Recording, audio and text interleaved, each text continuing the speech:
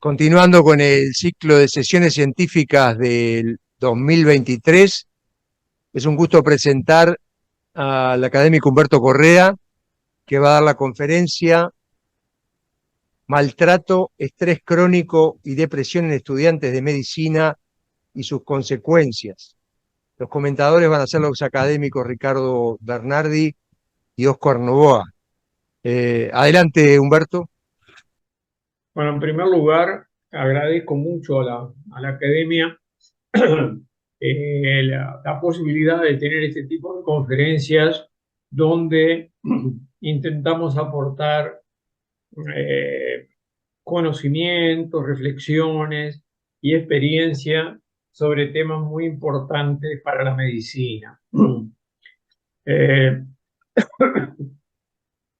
Considero que la salud de los estudiantes es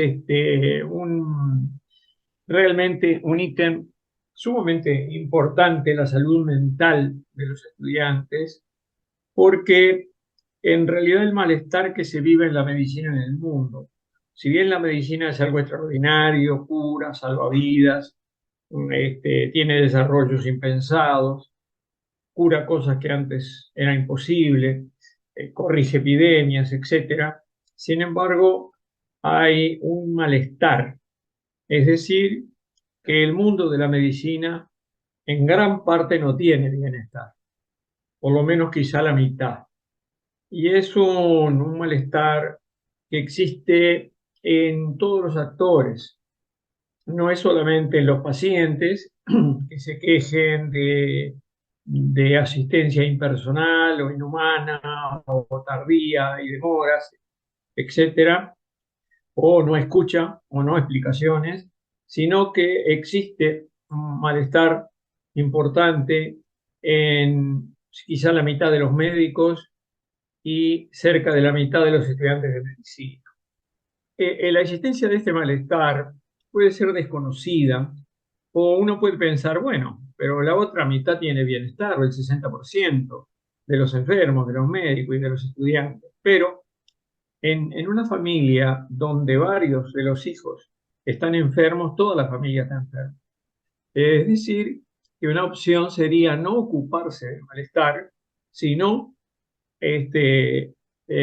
solamente tener en cuenta que el 60% de los pacientes se siente contento, que el 60% de los estudiantes o 50% se siente bien y no tiene ningún trastorno salud mental, y que el, el 50% de los médicos está bien.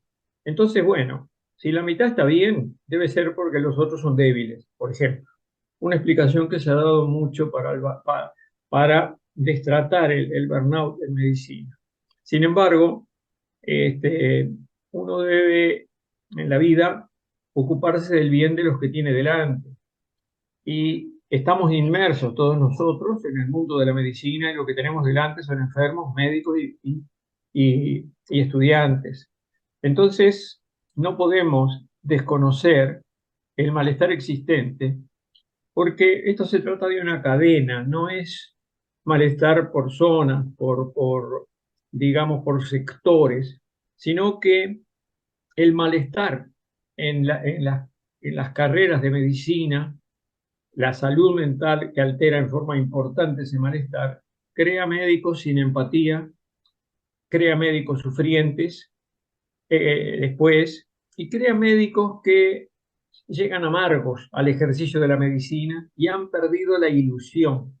Tienen un trabajo simplemente, pero si han sufrido, como vamos a ver durante la carrera, es muy poco probable que sean bien completamente felices o que tengan bienestar después y que incluso traten correctamente a los enfermos como personas. A su vez, este, los médicos que han egresado de las carreras de medicina en el mundo, una gran parte de ellos tiene burnout y muchos de ellos lo empezaron a adquirir en la carrera. Entonces es un eslabón se engancha a otro. Y a su vez ellos van a tratar en forma inhumana a una cantidad de pacientes, los cuales se van a sentir mal, se van a quejar ante las instituciones y además las instituciones van a comenzar a tener más demandas y a perder debido a esto. Es decir, que actualmente considero que el malestar en la medicina realmente es un círculo como un carrusel que toma desde el principio el estudiante, sigue por el medio el médico y finaliza en el enfermo. Por eso creo que es triplemente importante ocuparse del malestar en los alumnos de medicina. Entonces, el doctor Silver, que es un pediatra norteamericano, eh, probablemente esté retirado actualmente, en el año 82 escribe: los jovencitos alegres, ansiosos y llenos de ilusión que ingresaban esperanzados a los cursos de medicina iban sufriendo en forma progresiva una transformación gradual y muchos se volvían cínicos, abatidos, asustados, deprimidos y frustrados.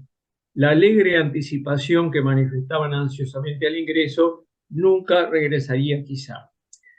Entonces se hace la pregunta, Silver, ¿es que la escuela de medicina había acosado, maltratado y humillado a esos estudiantes? Entonces esa pregunta queda puesta, ¿verdad? Y después en el mundo se comienza a estudiar aproximadamente desde entonces, pero no antes, el estado de salud mental de los estudiantes de medicina y se empieza a estudiar, como vamos a ver, en muchísimos países, desde el año 80 hasta más o menos hasta la actualidad, donde el número de publicaciones acerca del bienestar, el burnout, el estrés, la depresión y el suicidio estudiantil aumenta en todo el mundo. Eso es un movimiento que es como una ola, digamos, que crece. Muchos de los estudios se hacen sobre el burnout. La objeción es que el burnout era hecho para médicos trabajando en relación con los enfermos, pero hace 20 años ya, 20 años, que se adaptó el burnout para estudiantes universitarios especialmente, ¿no? Y para personas que no trabajan cuidando a otras personas y en estudiantes universitarios. El burnout está compuesto por tres dimensiones. La primera es el agotamiento mental, el agotamiento afectivo de todas las energías afectivas.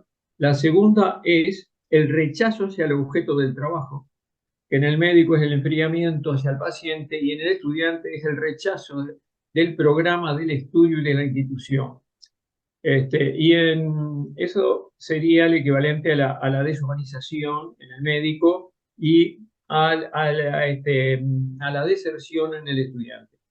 Y en tercer lugar, se compone de la dimensión frustración. El sujeto que lo siente considera que no se realiza en su trabajo, que ha fracasado, no descree de las posibilidades de la medicina y de sí mismo. Y eso se proyecta a su vida familiar con malas y a su vida personal con muy malas consecuencias. La frecuencia de publicaciones es enorme. Yo recogí publicaciones de Alemania, Argentina, Bolivia, Brasil, 2 de cada lado, Canadá, Chile, Corea del Sur, Estados Unidos, 6 o 7, Finlandia, India, Pakistán, Perú, Sudán, Suecia y Uruguay. Es decir, que vemos que no es un invento, no es un problema local, es un problema universal.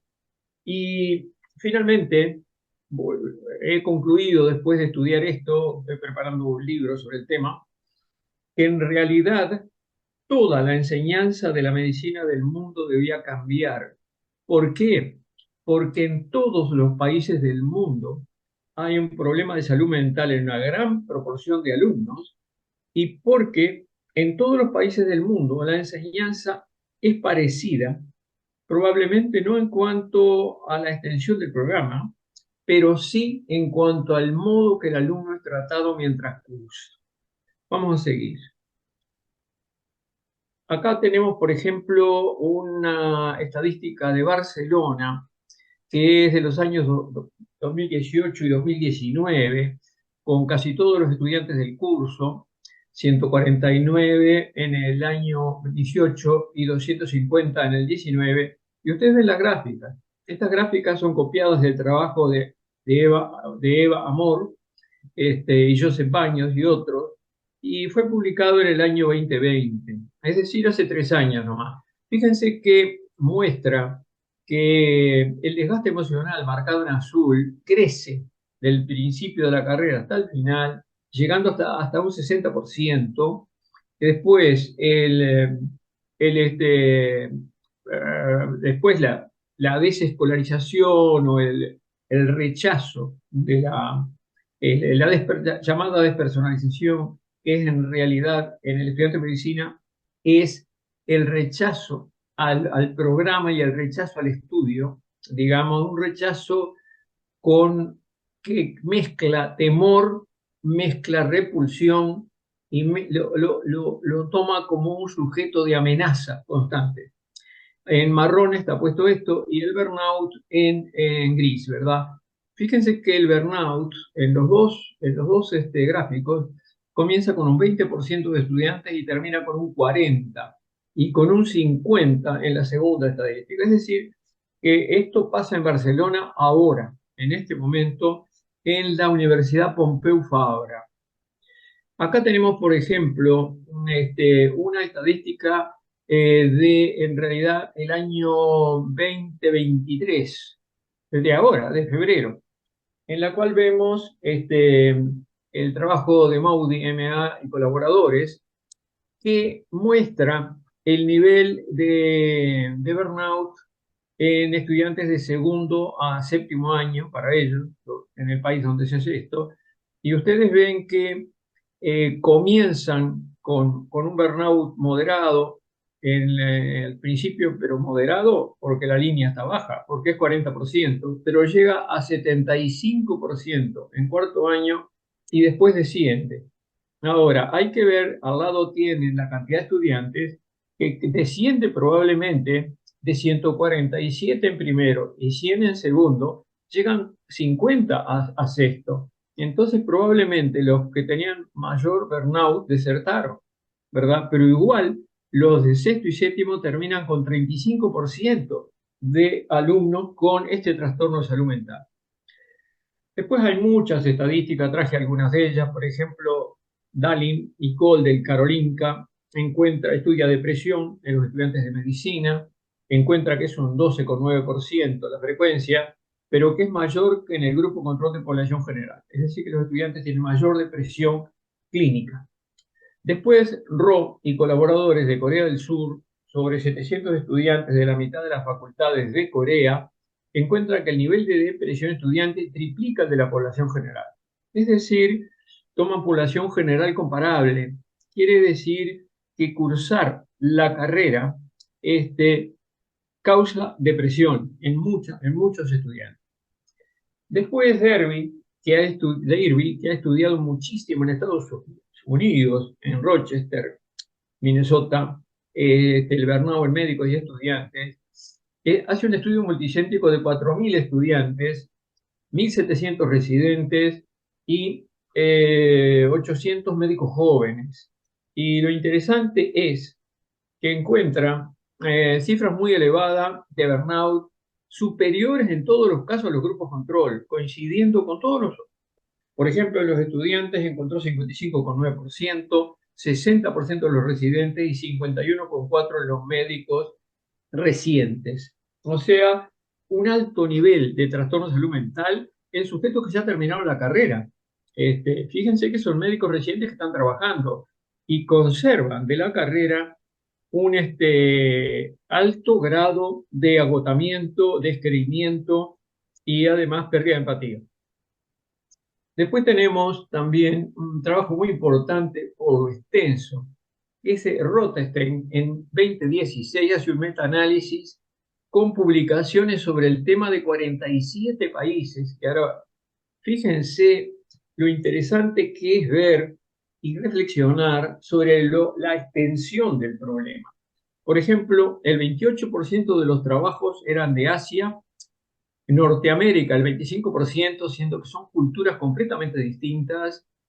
14,4 de Europa, Sudamérica, Brasil, especialmente Brasil, pero también Chile y México y Perú, eran el 9% y 18% con 2. Estos son frecuencia de trabajos en el metaanálisis. Y encontró en los 130.000 estudiantes que sumaba todo esto, síntomas de depresión y síntomas depresivos en el 27% e incluso ideación suicida en el 11%. Fíjense que va desde prácticamente de China a Chile y de Finlandia a Sudán, digamos.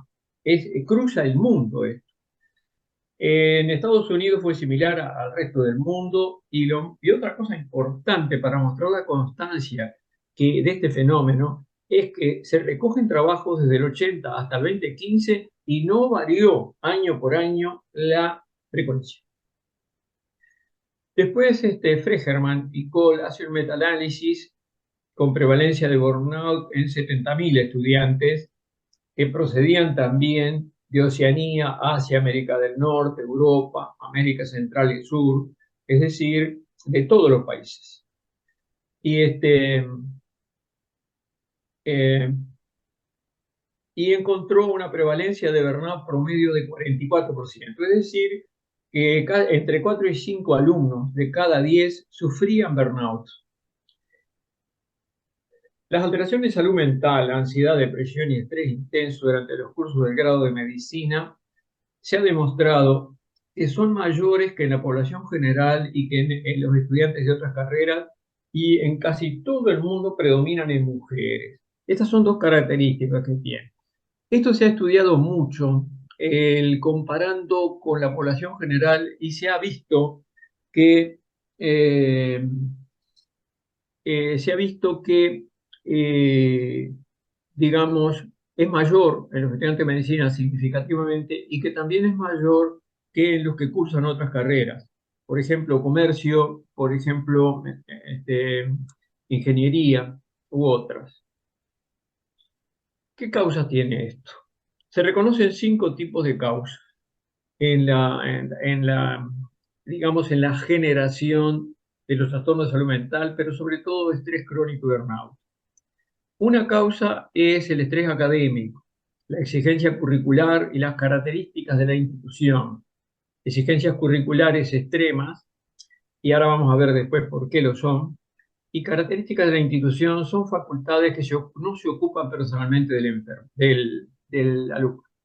Y después, en segundo lugar, está la violencia, que nosotros tratamos una vez con un grupo acá en la academia, que estaba Ricardo, estaba Cherro y otros colegas. El tema de la violencia lo empezamos a tratar y lo dejamos.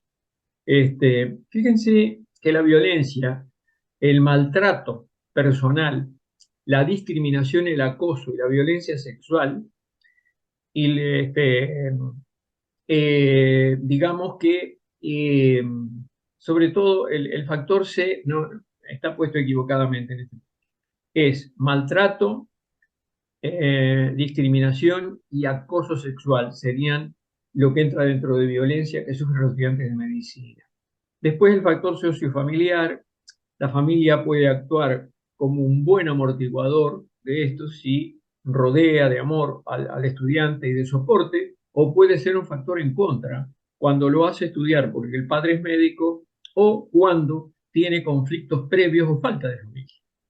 El cuarto factor es la estructura mental del alumno, porque los muy sensibles o los alumnos muy minuciosos, digamos muy obsesivos, es más fácil que hagan burnout.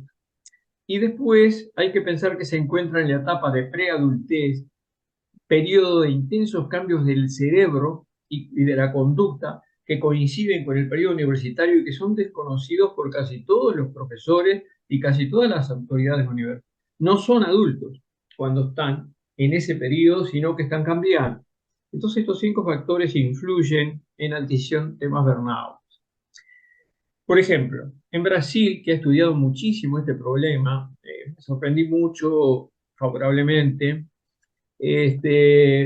han hecho el doctor Temsky y colaboradores, dice que encontró con sus alumnos que los factores que influían negativamente en la salud mental eran malos profesores, poca coordinación, clases no didácticas, exigencia permanente, falta de tiempo para todo, abuso de los profesores o de los pacientes y malos hábitos de vida de sus mayores, es decir, el currículo oculto, ¿verdad?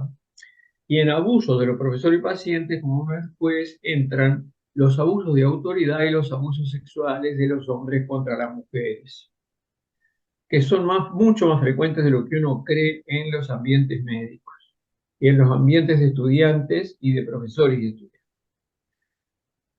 Después, otro autor que estudió fue Berman y colaboradores hace 4 años, factores desfavorables para la salud mental relacionados con los estudios. Y él encuentra que lo que destacan sus estudiantes es exigencia excesiva que lleva al agotamiento y al estrés. Y después sentimiento de culpa por no poder llegar a estudiar todo lo consignado y no poder aprender todo a pesar de dedicarle incluso sus horas de reposo. Y falta de tiempo para todo. Después, otro autor que estudió mucho este problema es Lannes, en un estudio multicéntrico que 45 escuelas de medicina de Estados Unidos respondieron a su cuestionario unos 3.000 alumnos.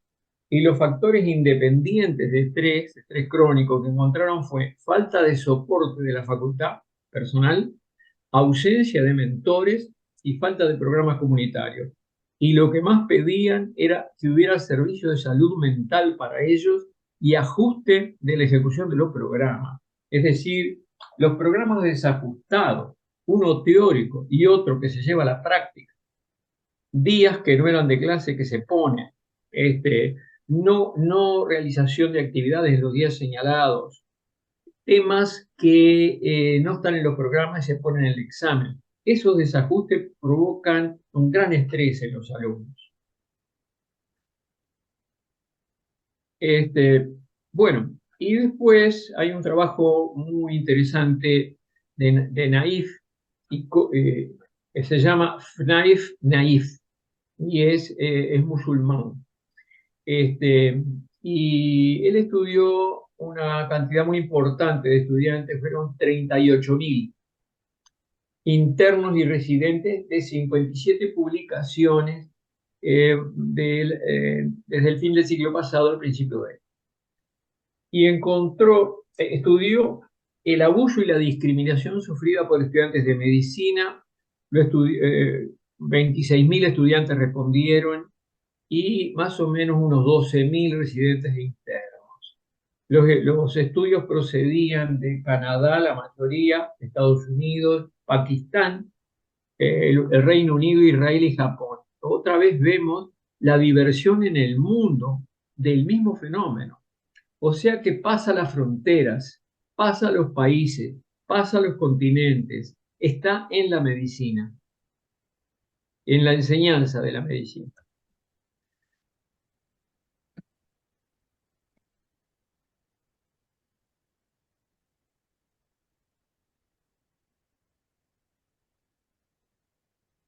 Bueno, por alguna razón dejé de compartir pantalla o pasó algo, porque no tenía otros slides más, pero puedo seguir sin ellos, puedo seguir conversando. Humberto, estás compartiendo pantalla. Quedó Sí, fija sí. la última diapositiva, pero si avanza, Ah, está. Ahora se activó. Bien.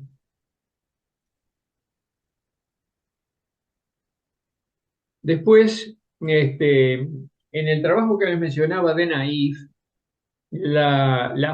fíjense la frecuencia del tipo de abuso. De Naif fue el que hizo el trabajo sobre 30.000 estudiantes de medicina. Agresión verbal habían sufrido el 68%, discriminación por género el 50%, discriminación académica por ser mejores o peores estudiantes el 40%, y violencia sexual el 33%. Discriminación racial un 33% y violencia física, golpes y empujones el 9%. Tenemos que poner atención en estas cifras, algunas uno no las pensaba.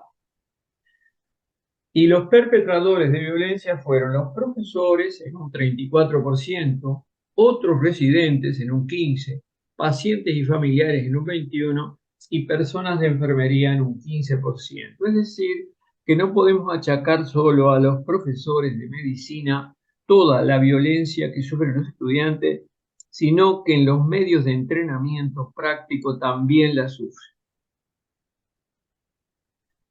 En el Río de la Plata no somos ajenos a este fenómeno.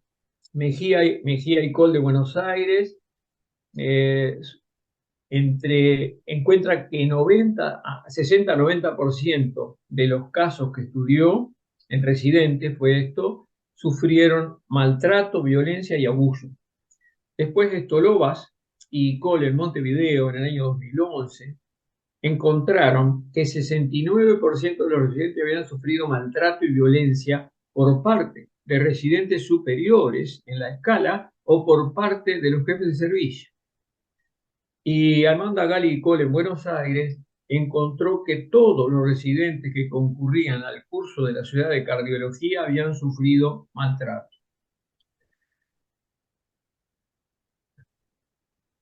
Este es un trabajo sumamente interesante por lo valiente que es. Está hecho por Ferreira, una estudiante y colaboradores. Hicieron una encuesta anónima sobre 755 estudiantes de grado de la Facultad de Medicina de la Universidad de la República, que la hicieron en 2019, hace muy poquito, que estaban en etapa clínica o internado obligatorio. Fíjense las cifras. Ellos estudiaron sobre todo violencia sexual. 39% sufrieron violencia sexual y en 54 de ese 39, o sea, aproximadamente un 20, uno cada 5, tuvieron repercusiones posteriores duraderas.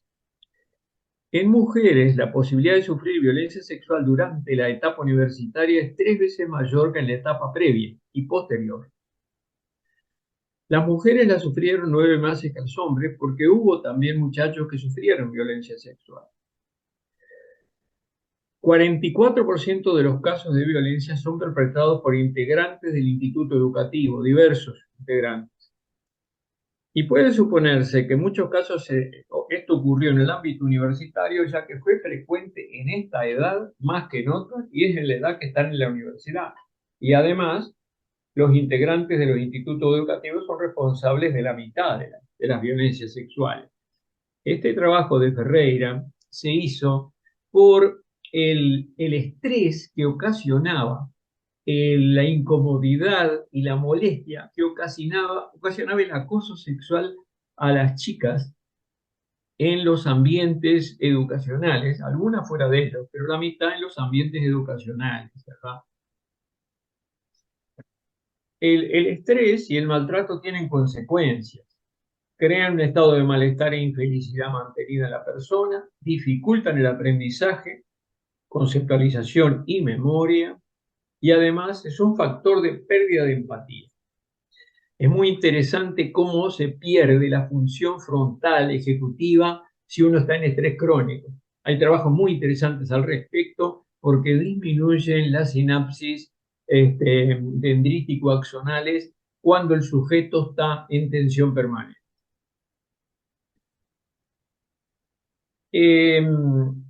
Después se ha mostrado que la empatía se encuentra horadada y hay una gran diferencia hacia la persona del paciente entre el 50 y el 70% de los estudiantes que ingresan a estudios de medicina.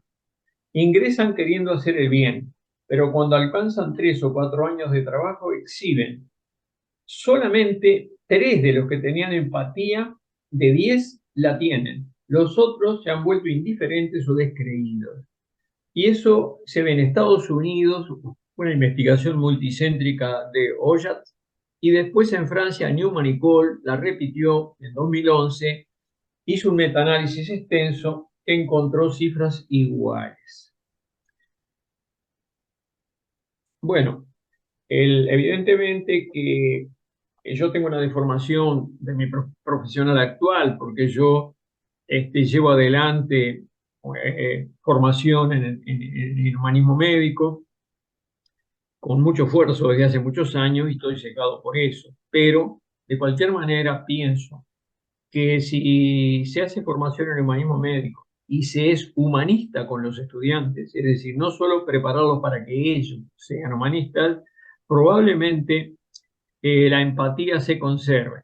Acabamos de hacer en nuestra facultad una estadística sobre el 90% de los alumnos de 6 generaciones, de primero a sexto, y ellos, por lo menos en su idea, conservan la empatía dentro de los primeros lugares cuando se les pidió que mencionaran las 5 condiciones de un médico y las 5 condiciones que ellos querían tener cuando se recibieran. La empatía estuvo en primero o segundo lugar en todos, incluso encima del conocimiento en algunos. Es decir, que yo creo que la enseñanza, la formación en humanismo médico, cuando es una formación que comparte el dolor, que tiene encuentros coloquiales con familiares y con pacientes, que se hacen después reuniones reflexivas sobre esto y se recibe buen feedback, y se hace un ambiente amigable y no sancionador, creo que se puede lograr mucho.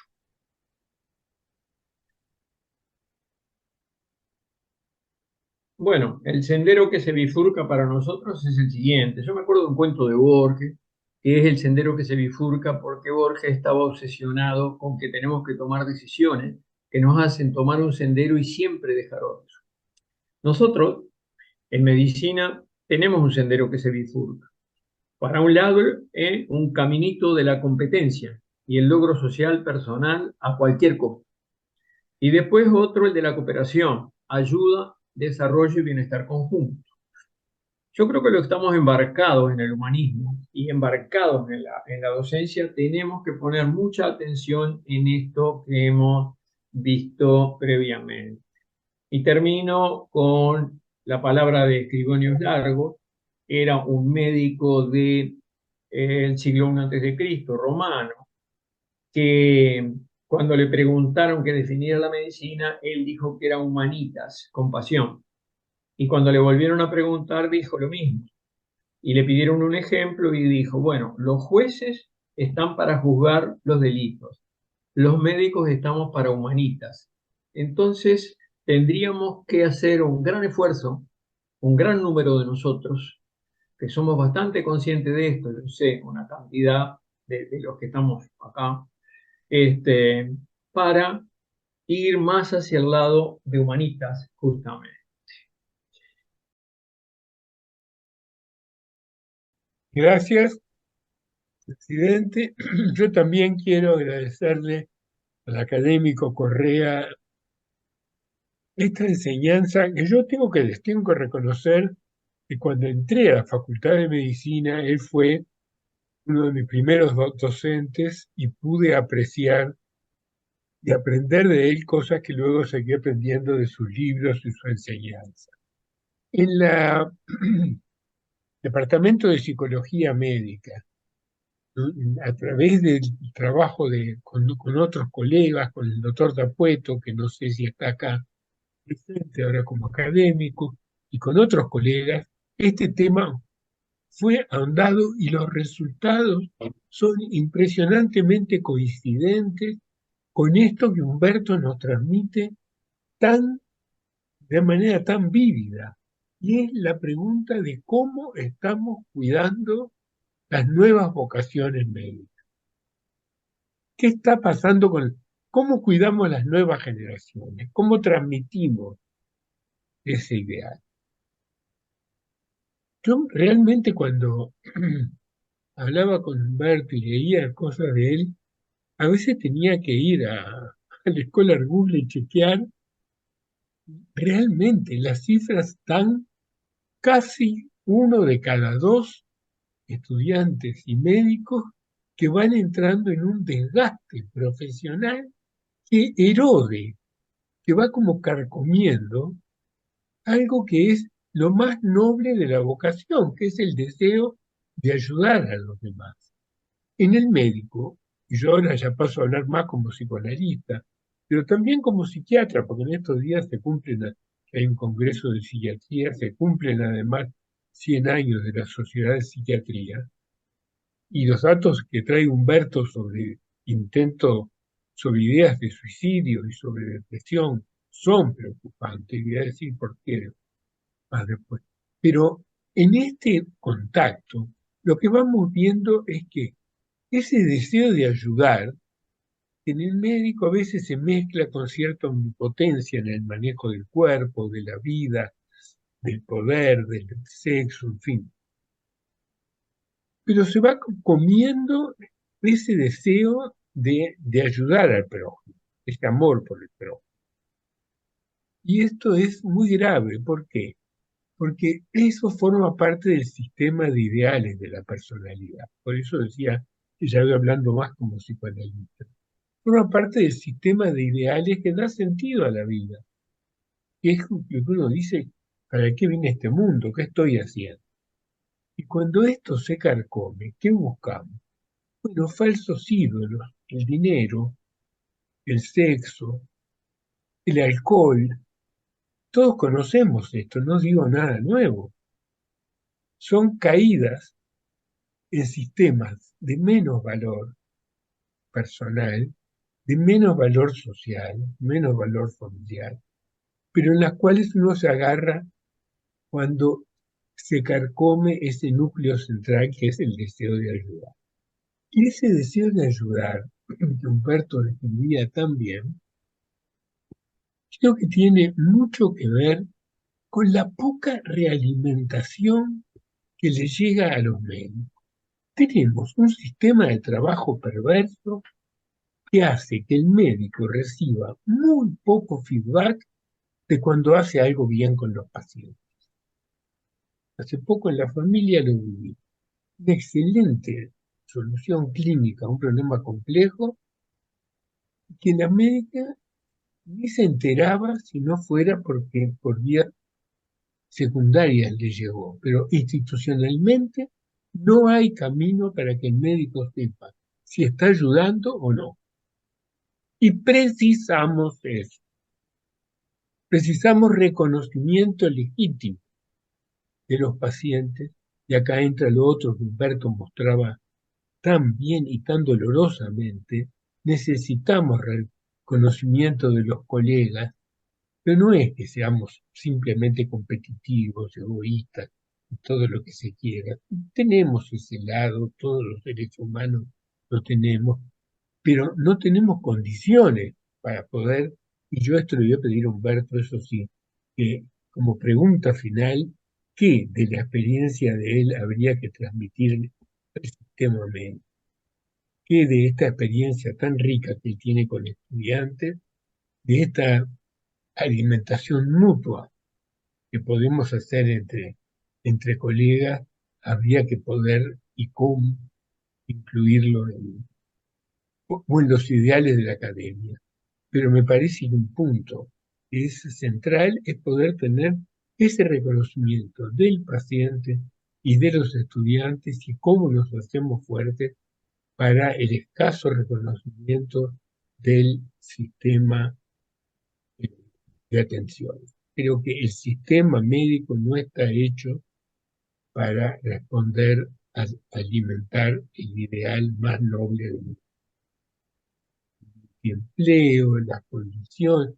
Puede dar recompensas económicas, puede dar recompensas de poder o de otro tipo, pero recompensas humanas y éticamente valiosas, bueno, creo que son esas las que, de acuerdo a los ideales de la academia, tendríamos que buscar que realmente se transmitieran. Y por último, dos temas. Uno, y es que precisamos datos de suicidio en México. Cada vez que pregunto, no hay. Y no sé si Guido tendrá, Guido, el académico de Guerra, tendrá algún dato, pero me parece que tenemos que saber qué está pasando, porque yo recuerdo que Humberto también nos trajo cifras cuando estábamos en aquella comisión de la academia el año pasado, que son preocupantes. Precisamos esos datos. Y después precisamos eso que le dijo Humberto como pregunta. ¿Cómo transmitir esos aspectos más que hacen revivir los ideales médicos jóvenes? ¿Cómo se podrían transmitir al sistema, al funcionamiento colectivo, a la relación interpersonal entre médicos y médicos? Bueno, así que quiero agradecer nuevamente a Humberto, al académico Correa, y dejarle esa pregunta planteada.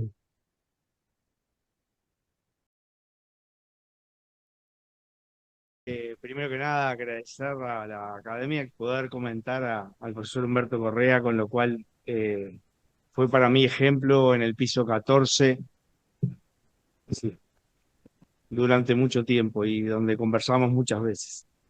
Y yo tomé el comentario porque particularmente estoy comprometido en este tema, vinculado a que soy el delegado de la facultad en el Consejo Nacional de Residencias Médicas desde hace 4 años.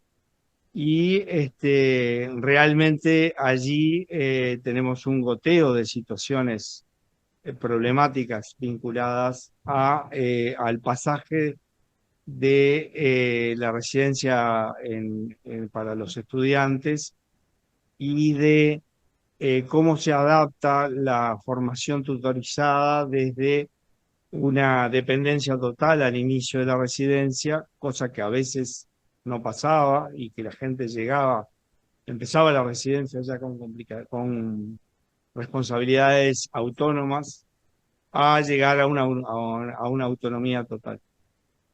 Y en realidad, además, preocupados por esto dentro del Consejo, todo el Consejo preocupado por esta situación, hemos acompañado distintas instancias de trabajo con los residentes, particularmente algunas que se organizaron este año por el Colegio Médico, con reuniones con los residentes de distintos hospitales públicos.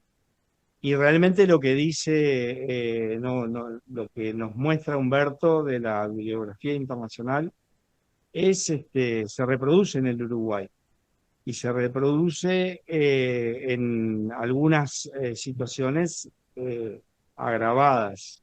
Particularmente les quería comentar que, bueno, la pandemia en sí fue un momento donde todas estas situaciones se expusieron al máximo, donde las tensiones para los estudiantes y sobre todo para los residentes, que es donde yo más lo he mirado, perdón, se, más se expresó. Y particularmente preparando para lo que Humberto nos iba a presentar, recordé que este año se presentó en el ciclo de Metodología Científica 2. Es un ciclo donde se generan grupos de estudiantes de medicina que, tutoriados por docentes, analizan algún tema. Y este grupo realizó una encuesta donde pretendió correlacionar el clima educativo y el burnout entre residentes y posgrados médico-quirúrgicos en Uruguay. Es de este año, o sea, del 2022, y los tutores fueron Jimena Añón, Luciana Silvera y Limay Vázquez, y los estudiantes, los nombro porque me parece que corresponde, porque es el trabajo de ellos: Natalia Alagia, Micaela Algalarronda, Sebastián Velo, Dana Dalmás, María Clara Figueredo y Alejandro Buzo. Y lo que trataron de correlacionar justamente era si había algunos elementos para cuantificar el clima educativo, la relación con los instructores y con los tutores, el ambiente de estudio, el ambiente de práctica, con el burnout. Mandaron 244 encuestas, lograron entrevistar o devolvieron la encuesta alrededor de 60, o sea que ahí hay una pregunta para hacerse de por qué o sea, un porcentaje que llegaba a un poco más del 20% fue respondida. Y en realidad lo que mostraron, y que me parecía importante compartir porque va en línea con lo que nos muestra el profesor Correa, el burnout fue en el 56% de los residentes, de los cuales un poco más, pero no significativo, 57% del sexo femenino y 55% del sexo masculino, 60% en el ambiente quirúrgico y 51% en el ambiente médico, creciente en la responsabilidad, empezaban los R1 con el 43% y el 62% de los R3 tenían elementos de burnout. En cuanto a la valoración del clima educativo, el clima educativo tenía un puntaje máximo de 250 puntos, si todas las preguntas las contestaban como muy positivamente. El clima educativo fue juzgado en total en un 163 puntos, o sea, si uno mira ese número, dice, bueno, ¿qué quiere decir?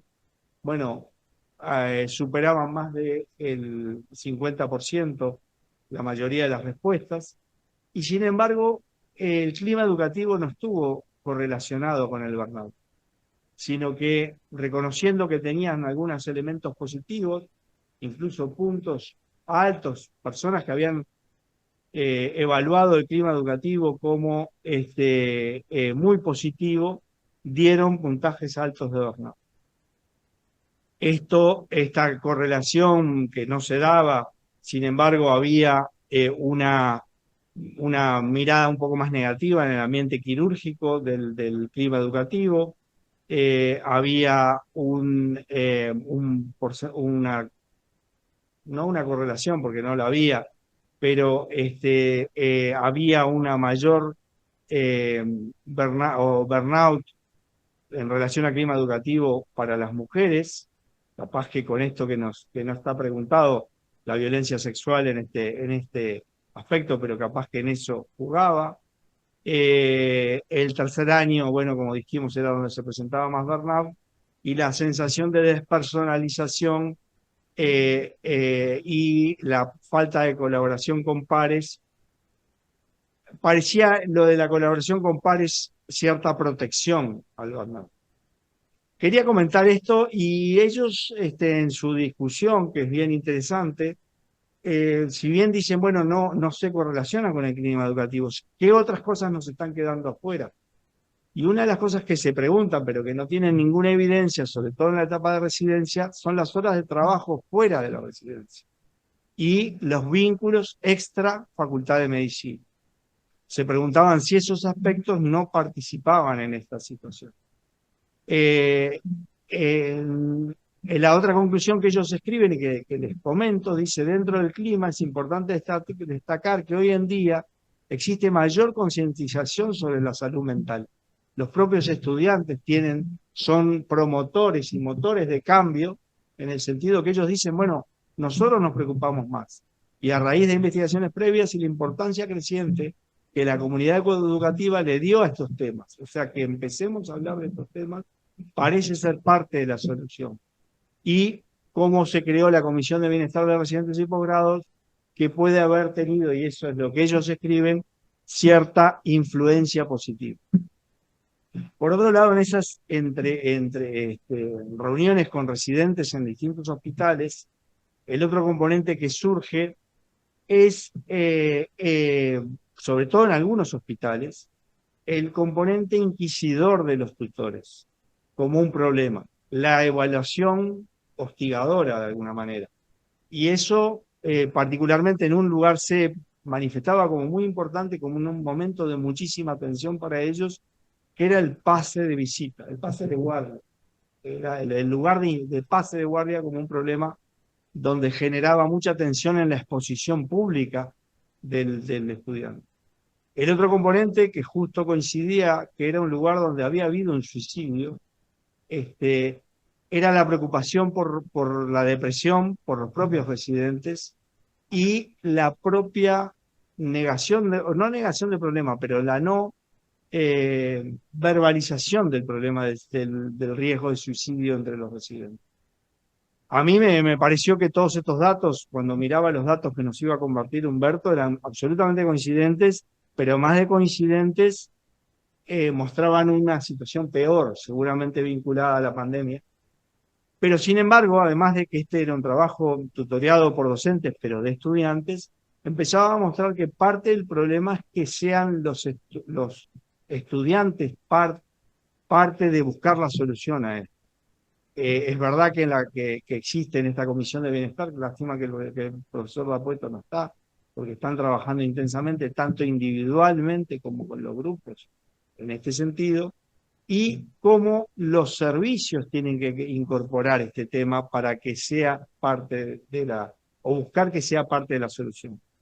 Hay otro componente, cuando ellos mencionan el trabajo extra residencias, también está vinculado a algo que surge, pero no es tan evidente, pero que lo hemos hablado otras veces, como es la postergación de objetivos personales, de objetivos de formación de familia y por ejemplo, de maternidad como un elemento bien claro que se ha postergado en esta etapa, o paternidad, y que por lo tanto eso los va como alejando de sus pares de otras carreras.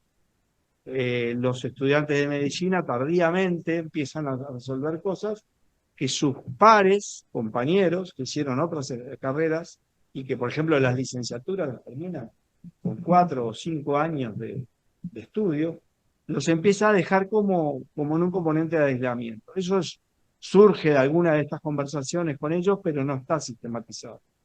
De alguna manera me parece que la importancia que la academia tome este tema, que lo tome para, de alguna manera, escuchar, además de todo lo que ha estudiado Humberto, empezar a escuchar a ellos, cómo lo viven y cómo se pueden buscar soluciones, parece que sea parte de la solución. Particularmente en mi servicio, nosotros tuvimos este año, a partir de distintas dificultades, trabajamos con el grupo de bienestar profesional del colegio. En realidad no es del colegio en este momento, sino que es de la Facultad de Medicina. Y las dos actividades de trabajo de grupo fueron muy positivas para tratar de empezar a entender qué le pasa por todas las angustias que viven en esta etapa.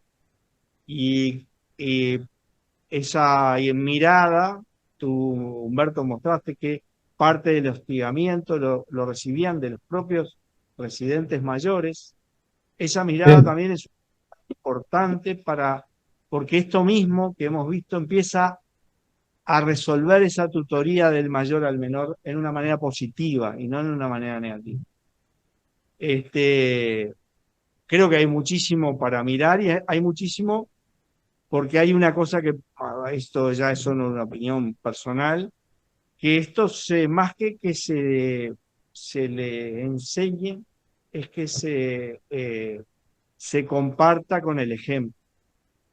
Que alguien que es muy ruidoso, alguien que aboga teóricamente por este tipo de ser gente, bueno, de alguna manera proteger a la gente o tratar de que tenga empatía, después no demuestra empatía en la vida diaria. Y eso parece que sea uno de los problemas. Así que, Humberto, te agradezco fuertemente. Creo que me pareció importante compartir esto porque además es un trabajo de estudiantes de medicina, entonces me parecía que tenía un valor particular y me parece que muestra que en estos años de pandemia este problema se agravó y que necesitamos entonces buscar soluciones. Oscar, Humberto. Sí, habría muchísimo, pero voy a tratar de concentrarme. Le agradezco mucho a los comentarios, a Oscar y a Ricardo. Y en realidad la pregunta de Ricardo, para disminuir el malestar, y el mal comportamiento vital y el resentimiento de los médicos o la tristeza o el desengaño, hay dos factores, ¿no? Uno de ellos es, hay que corregir mucho en las instituciones que emplean a los médicos, porque en general el médico, casi todos lados, es tratado como una persona que trabaja para curar a otro y nada más. No, no es una persona, es el que hace la guardia. Entonces, claro, hay todo eso en general en todos, en el burnout médico, que yo lo traté aparte, del burnout y del sufrimiento en alumnos, sufrimiento en médicos, es otro capítulo. Eh, digamos que uno de los factores fundamentales es la rigidez de los lugares de trabajo, la no consideración del médico como una persona en ese lugar, la no participación del médico en absoluto en la estructuración de su esquema de trabajo, ¿verdad? La falta de liderazgos reales en los equipos y la no estimulación de equipos cooperativos amistosos. Y además, la no corrección de la discriminación de componentes de los equipos, donde se forman subgrupitos.